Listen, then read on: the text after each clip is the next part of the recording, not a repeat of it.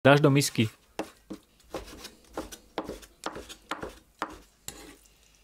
Pridáš väčšiu čajovú lyžicu sojovej omáčky, zmiešaš a pridáš jednu kopcovitú čajovú lyžicu solamilu alebo iného škrobu a dobre premiešaš. 120 g čínskych rezancov dáš variť do osolenej vody. Tieto sa varili 5 minút a opláchneš ich v studenej vode a necháš dobre odkvapkať. 2 vajíčka rozbiješ do misky a premiešaš.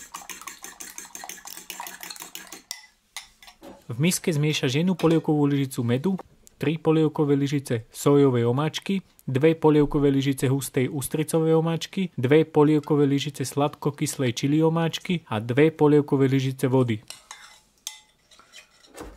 1 mrkvu pokrájaš na pásiky. Zo 100 g stonkového zeleru pomocou škrabky odstrániš túto vrchnú časť a pokrájaš ho z kríža na pásiky. Polovičku červenej papriky tiež pokrájaš na pásiky. Jarnú cibulku rozdelíš na bielu a zelenú časť a pokrájaš ich.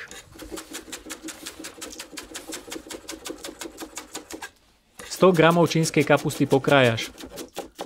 Čili, zázvor a cesnák pokrájaš na malé kocky.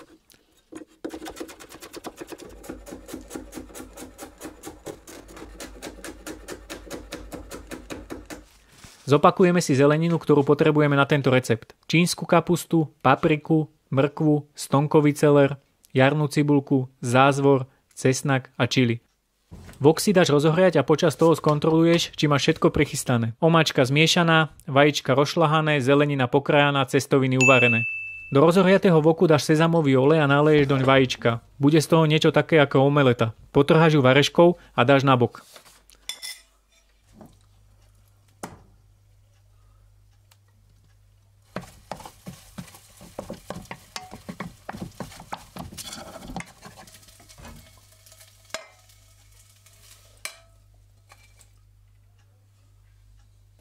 Panvicu necháš opäť silno rozohriať, pridáš sezamový olej a dáš do nej mäso. Mäso môžeš piecť, kým bude úplne prepečené, vďaka škrobu zostane šťavnaté a hotového dáš nabok k vajíčkam.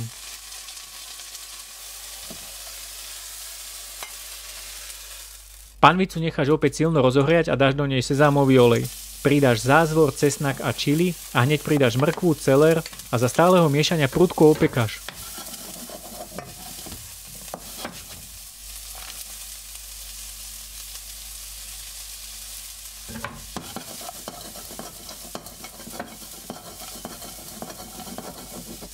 Asi po 2 minútach prihodíš papriku a bielu časť jarnej cibulky a opekáš opäť asi 2 minúty.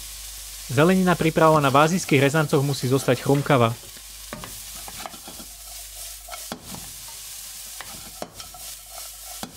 K zelenine pridáš rezance a spolu opekáš 1 minútu. Následne vrátiš do panvice kuracie mäso a vajíčka a ďalej opekáš.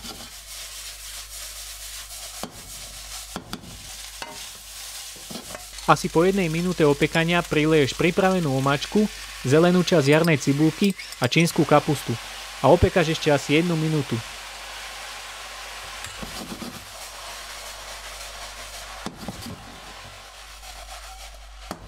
Prajem dobrú chuť.